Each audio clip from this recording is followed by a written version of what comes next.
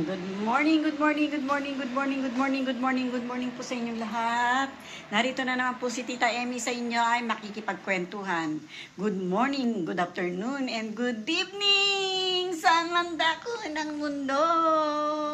Kumusta na po ang aking mga amiga, amigo? Kumusta na po kayong lahat? Sana po lagi lamang okay. Be happy lamang po tayo. May problema sa walang problema, happy lamang po.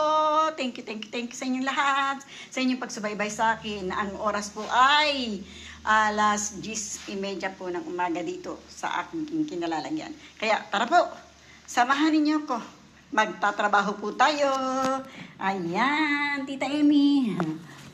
Nagayon, Tita Emmy. Ayan. Kita niyo po kaya ako? Makikita niyo po kaya? Kasi wala po ako yung stand. Trabaho po tayo.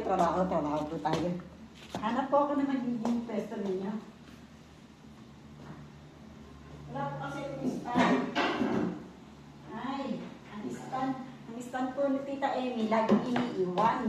Kasi po, hindi ko po iniwan yung aking stand. Ang nangyayari po ay, hindi ko na po malaman kung saan ko ilalagay. Gawa ng pag marami pong trabaho tayo, nahihirapan po si Tita Emmy. Kaya ito, samahan niyo na lang po ako. Ganito na lang po tayo. Ay, ayaw pong tayo eh. Ito. Tita Emmy! Saan po ko ilalagay? Sa inyo ko ilalagay, Tita Emmy.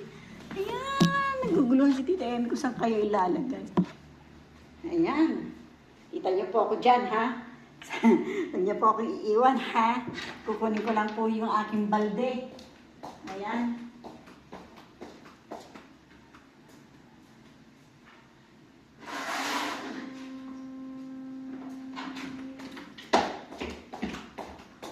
Tatrabaho po tayo. Kaya huwag niyo po akong iwan. Gusto ko po yung kasama kayo. Ayan. Nandito po Tita Emmy. Huwag ko maalis. Hindi po matanaw, Tita Emmy, kasi nakaharang po ako. Kasi po nakaharang po ako, Tita Emmy. Nahiharang. Sayang. Anong nangyari? Hindi na po kayo tumayo. Naguluhan na po si Tita Emmy. Naguluhan. Ayan, ganyan na lang po.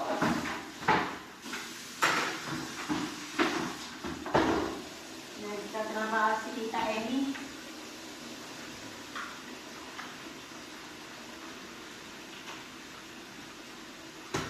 Ayan. Ayan na Tita Emmy. Ayan na Tita Emmy.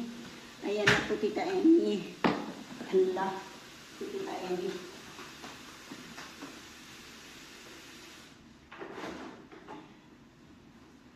Ayan. Kita niyo po ba ako? Mga amiga, nakikita niyo po ako?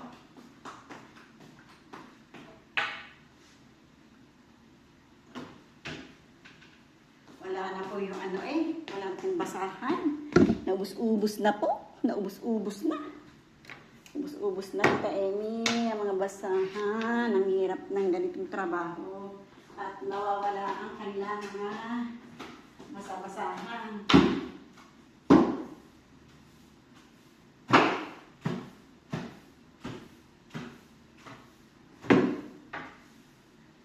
Hindi na po ako naglagay ng vacuum. Kasi po, pag naglagay po ako ng vacuum, hindi niyo po ako maririnig. Yun po. Kaya ganito na lamang po, winalis ko na lang. Okay naman po ito. Kahit po walisin naman natin hindi naman po masyadong marami gawa ng matrimonyo. Mag-asawa lang po ako. Naka-rito, nakatira. Wala pong masyadong dumi. At isa pa po, yung nakatira dito ay nurse. Nurse po siya. Kaya hindi po siya masyadong marumi. Tsaka malit lang po yung bahay niya. Hindi po masyadong malaki. Sabi nga niya, malit lang bahay ko, Tita Emmy. Yun. Gusto lang niya po, meron siya makasamang tigalinis dito. Sabi ko, okay lang. Sabi ko, kahit po.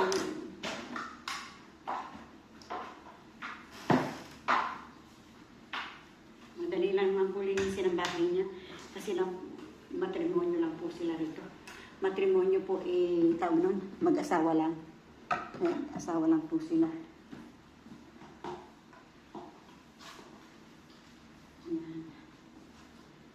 Tsaka hindi po masyadong madumi ang bahay nila kasi syempre po, pag mag-asawa lang, alaga po nila ang bahay nila. Kaya yun. Kaya hindi po tayo masyadong mahihirapan.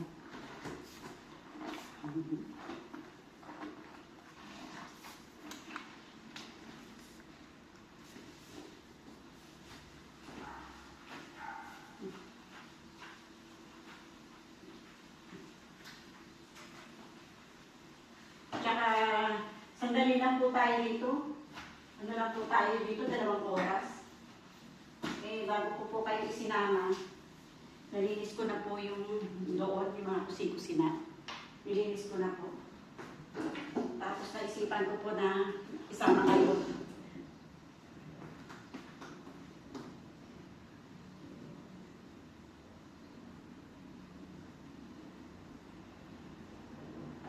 Buti na lang po, nabanggit ko yung nalinis ko na yung bandaroon. Sabi ko, hindi ko na kayo sinama. Ay, nung masilip ko yung may patak yung, ano po, yung matigas na patak na hindi naalis.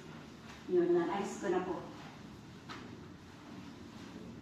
Baka tayo pagsabihan na linis palo ko yung ating ginawa. Kailangan po yung pulido-pulido.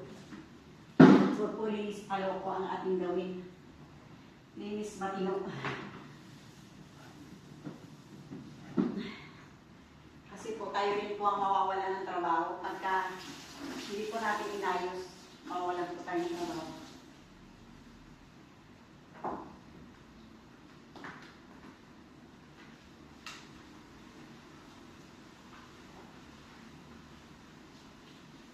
Malinaw na po yung lilinisin natin na maigi para babalik pa po tayo. Kasi pag hindi po natin nilinis maigi, baka hindi na po tayo pababalikin. Sasabihin na ayaw ko na, nagsasayang lang ko ng pera. Parang ganun po. Hindi na ako, ayaw ko na sa'yo. Kasi hindi mo naman inaayos. Baka po pagsabihan tayo ng ganun.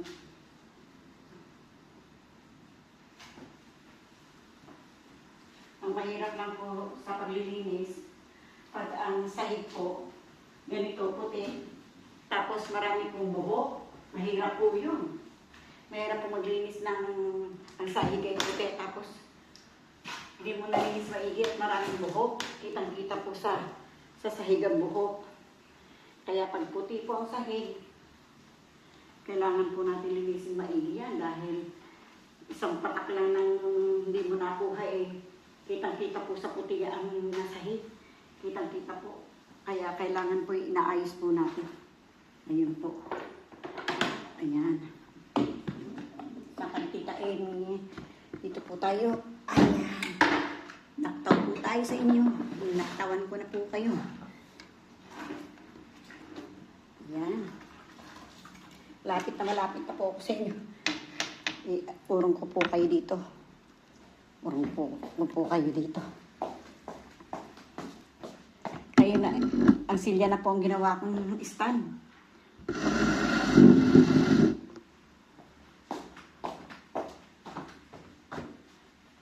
Ang silya na po ang ginawa kong stand. Nawawala po kayo Nawawala ako, Tita Emi. Nawawala.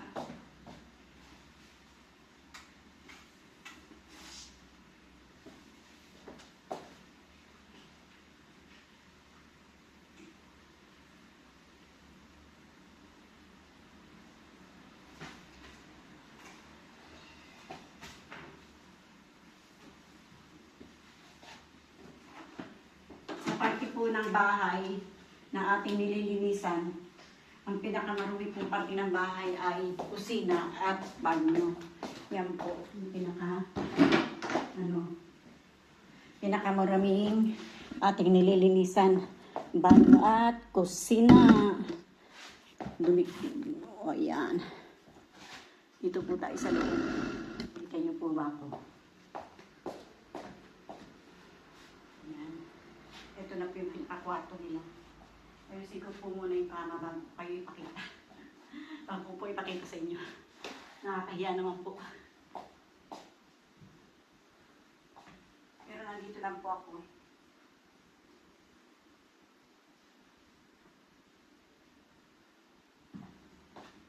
Ito po'y pantulog. Pantulog po ng senyora.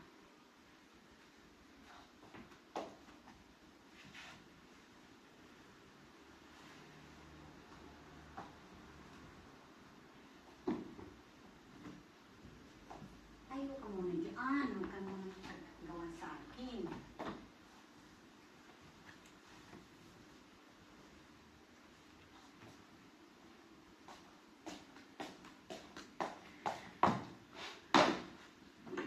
Ganyan po ito. Para may lapit po kayo at na makita niyo po ng gusto.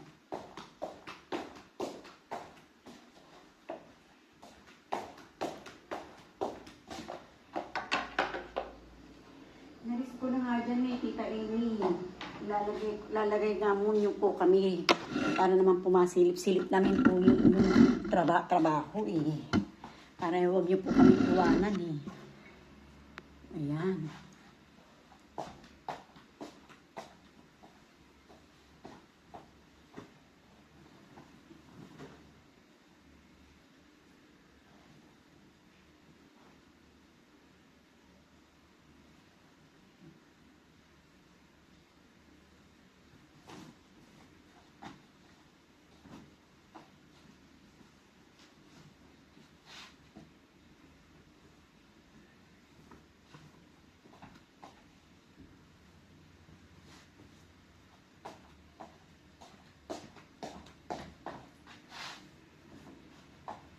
Dalawang oras lang po tayo dito eh. Kaya kailangan matapos po natin ito sa loob ng 2 oras.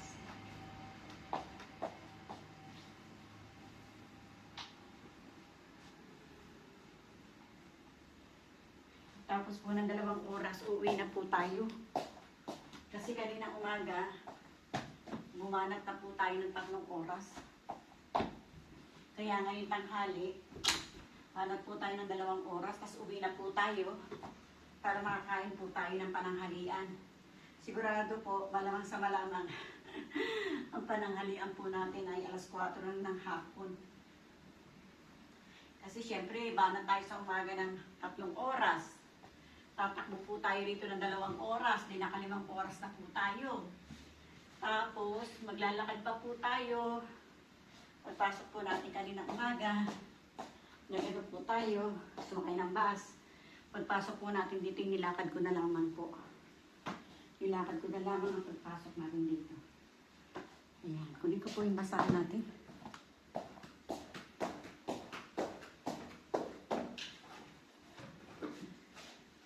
Wala po kasing balde si Senyora na lagayan ko ng aking mga gamit-gamit. Yung mga basa-basahan ko, tsaka yung panglinis para isasahan ng bitbitan. Ang nangyayari po eh, hindi ko po nabibitbit ng maayos.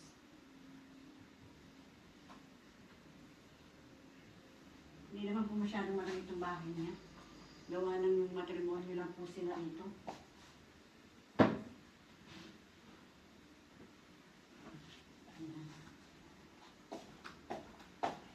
Pagtulog po niya, nakalimutan ko. Tago po natin dito sa ilalim ng unan. Yung kanyang pagtulog.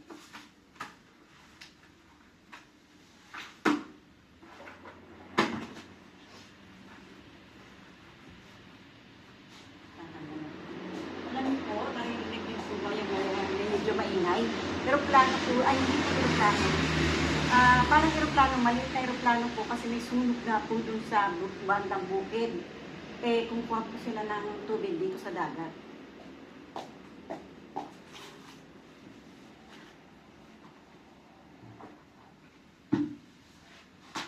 Kumukuha po sila ng tubig dyan sa dagat, pampatay doon sa sunog.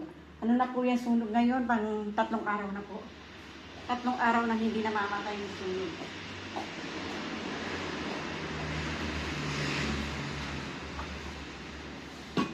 Kaya, ang hirap po. Nakakatakot din kasi kawawa naman yung mga nasusunugan. Diba niyo po? tatlong araw na po ang sunog na yun. Hindi po talaga bumababa yung lakas ng apoy. Ang lakas po talaga. Nasusunog po yung ano, kabukiran. Kabukiran po ang nasusunog. Kasi dry na dry po ngayon dito dahil summer nga po. Kaya dry na dry. Yung apoy ang hirap po nilang patayin. Hirapan po sila magpatay ng apoy. Yung mga bombero. Katulong na nga po nila yung aeroplano na mini lang, pangkuha ng tubig para sa sunog. Hindi po talaga nila maano, ang dami na pong tumutulong na bombero. Hindi po talaga nila mapatay-patay. Hindi po talaga mapatay yung sunog.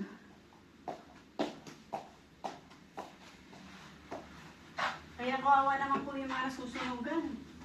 Ang tagal na po nila nasusunugan, 3 araw na po silang kawawa po yung mga may-ari nung mga lupa, yung mga pananim po nila. Yung mga pananim nila, mga nyug, mga tawag yan, yung mga talaga mga pagkain po nila dito. Meron din po kasi dito mga manananim.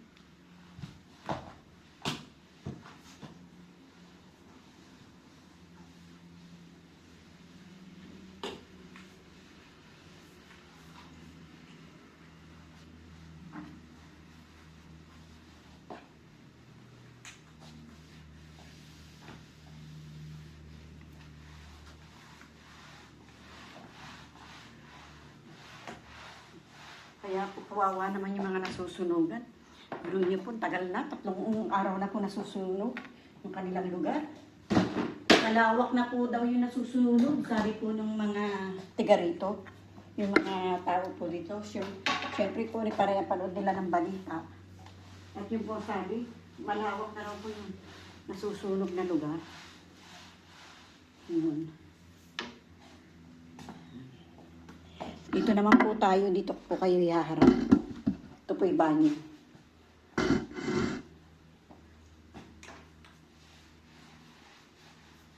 Yan. Dito naman po tayo.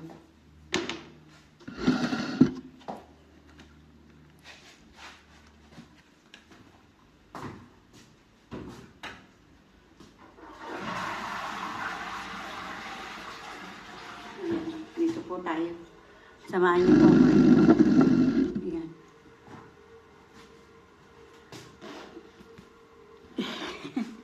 Tita Amy, wala ka kasing stand eh. Walang stand si Tita Amy.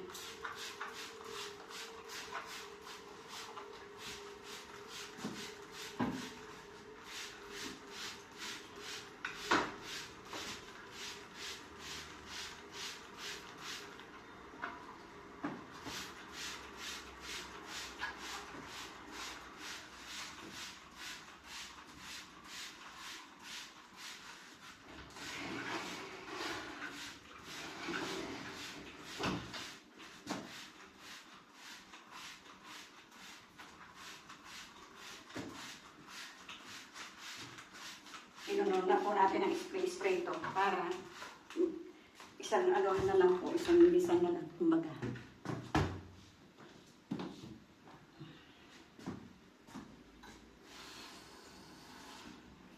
Para pinapasadahan po natin meron ng pampalinis ng madali na lang pong tanggalin. Kumbaga nabababad po. Kasi pag hindi po natin sprayan po natin habang dadaanan po natin. Yung mga matigas-tigas, hindi na po matatanggal. Mahirap po matanggal. Mas maganda po sprayan na po natin para habang nililinis po natin itong lababo lumalambot po yung dumi doon sa loob.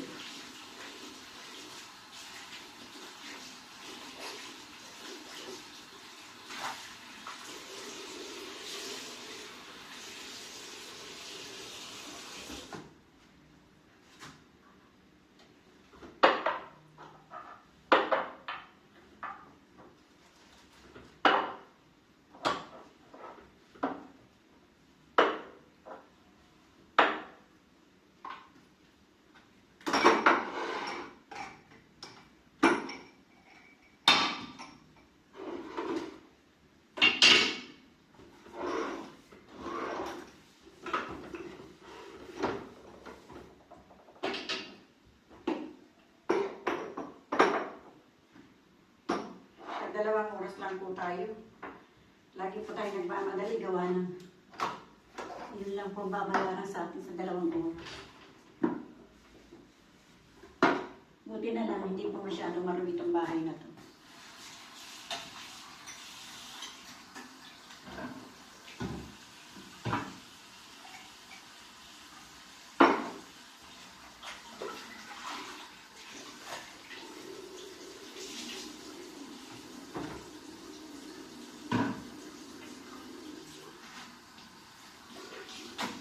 Pagtapas po natin dito, nasa sala na po tayo sa isang kwarto, uwi na po tayo.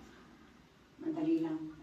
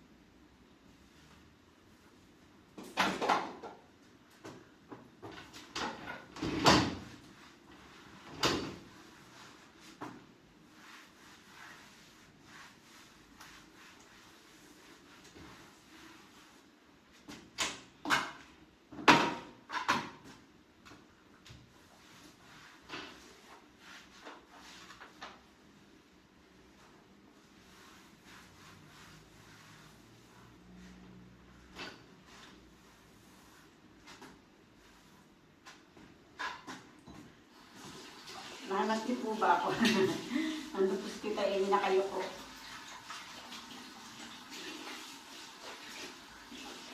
Mabuhangin po ngayon, gawa ng yung sinisan, tawag ng yung abo.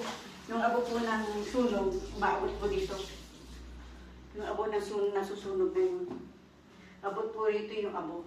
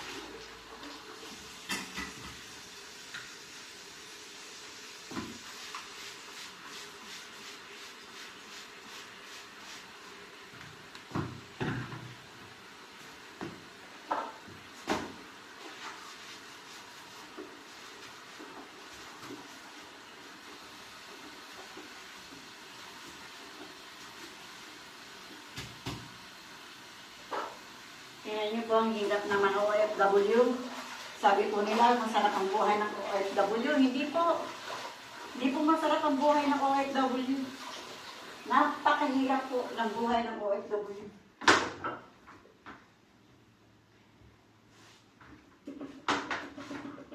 Kaya yung ibang OFW, pag dumadating sa Pilipinas, parang alam mo yung nagmamalaki po sila. Pero napakahirap ng trabaho. Hindi lang po alam ng mga taga-Pilipinas, di ba? Ang hirap po ng mga tao sa abroad. Mahirap po talaga. Lalo na po ako, marami na po akong pinagdaanan ng trabaho ng abroad. Nanggaling na po ako ng Saudi. Nanggaling po ako ng Taiwan. Nag-part-time na po tayo sa London. Kaya hirap po talaga. Hindi po basta-basta buhay ng abroad. Hindi po madali.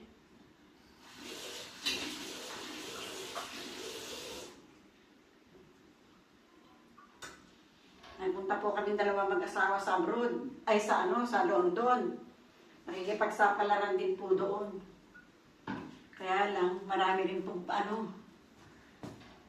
doon sa London. Kaya sabi ng asawa ko, mas gusto niya pa raw dito. Sabi niya, balik na lang tayo, ma.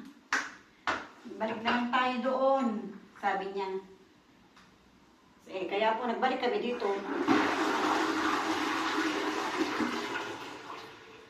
Tsaka sabi po ng anak kong bunso, Mama, kinuha-kuha mo ako dito eh.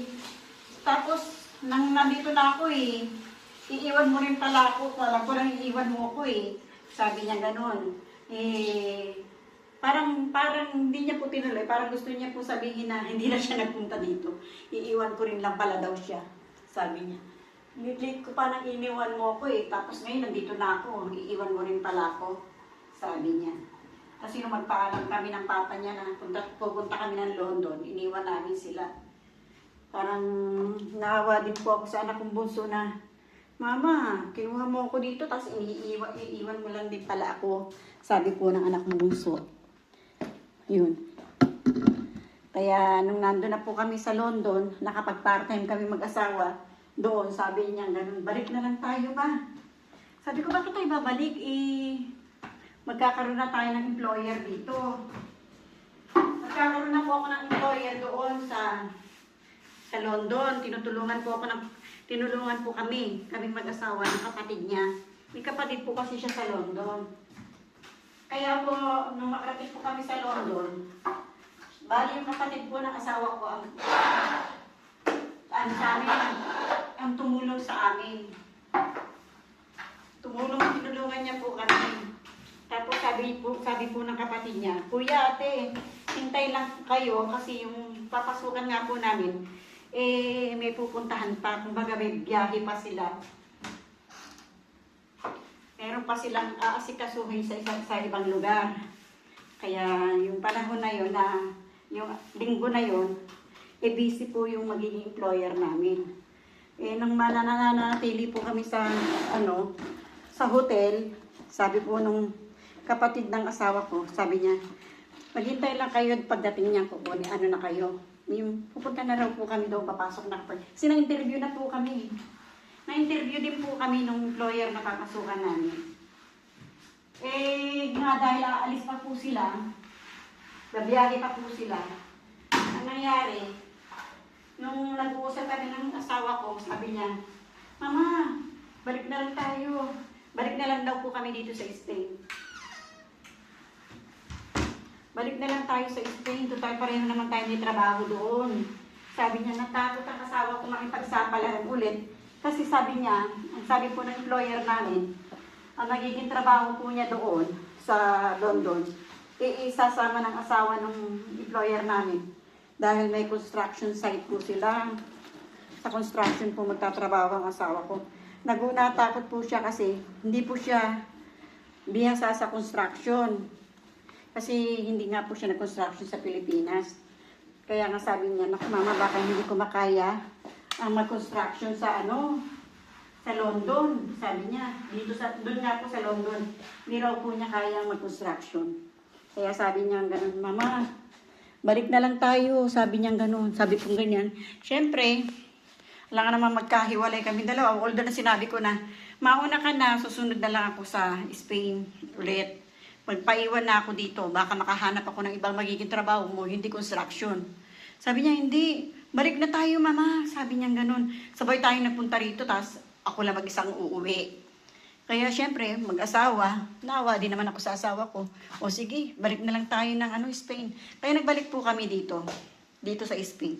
Kaya sabi niya ganun, ay salamat, sabi niya ganun. Kasi mahirap talaga mama na magkahiwalay tayong dalawa. Although na mahirap talaga sa matrimonyo ang magkahiwalay. Kaya yun, sabi po niya na mahirap mama na magkahiwalay tayong dalawa. Sabi niya gano'n. Sabi ko, sige, balik tayong Spain. Ayun, nagbalik po kami dito sa Spain para makipagsapalaran ulit dito. Yun. Kaya sa awa po ng Diyos, medyo matagal-tagal na po kami dito. Kaya, ayun. Kaya, balo po, magkakaibigan ko, hindi ko na po kayo isasama hanggang sa matapos po natin to. Kasi sigurado po, maiinit po kayo sa akin. Kaya, thank you very much sa inyong pagsama sa akin, sa walang sawa ninyong pagsama sa akin. Kaya kung nagugustuhan niyo man po ang aking video, palike po, pa-share and subscribe hanggang umabot po kayo sa kampana para updated po kayo sa ating mga channel. Kaya thank you very much. Thank you very much. Bye-bye po. Adios. God bless po sa ating lahat. Adios. Bye-bye po. God bless. Bye-bye.